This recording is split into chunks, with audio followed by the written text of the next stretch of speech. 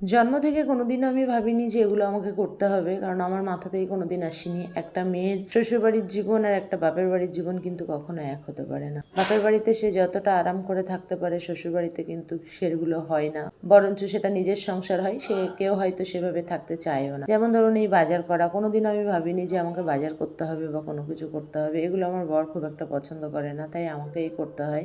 এখন আস্তে আস্তে করতে করতে এমন একটা জায়গায় পৌঁছে গেছে, এটা আমার ভালোবাসার জায়গা তৈরি হয়ে গেছে এবং এটা করতে ভালোও লাগে। বরমশাই করলে এখন যেন আমার আর পছন্দ হয় না। তা বাজারঘাট করে নিয়ে এসে যে জিনিসগুলো শেষ হয়ে গেছিলো সেগুলো জায়গায় জায়গায় ঢেলে দিয়ে কিন্তু আমি বিছানাপত্র পরিষ্কার করতে চলে এলাম। কারণ আজকে মেয়ে বললো দুপুরে রান্না করবে, যেহেতু ওরও আজকে ছুটি আছে, ও রান্না করছে আর আমি এইগুলো করছি। আর ওদিকে মেশিনে কাপড় দিয়ে এসেছি, বিছানা করার পরে ভাবছি কাপড়গুলো মেলে দেবো। ওদিকে নিজে নিজের ড্রায়ারে কাপড়গুলো শুকিয়ে গেছে, কিন্তু একটু রোদে না দিলে ঠিক পরিষ্কার হয় না, তার জন্য রোদটাও একটু লাগিয়ে নিচ্ছি। আমার কিন্তু বিছানা করা এবং সমস্তটা কমপ্লিট হয়ে গেছে, মেয়ের রান্নাও হয়ে গেছে। দুপুরে খাওয়া দাওয়ার পরে একটা লম্বা ঘুম দিয়েছি।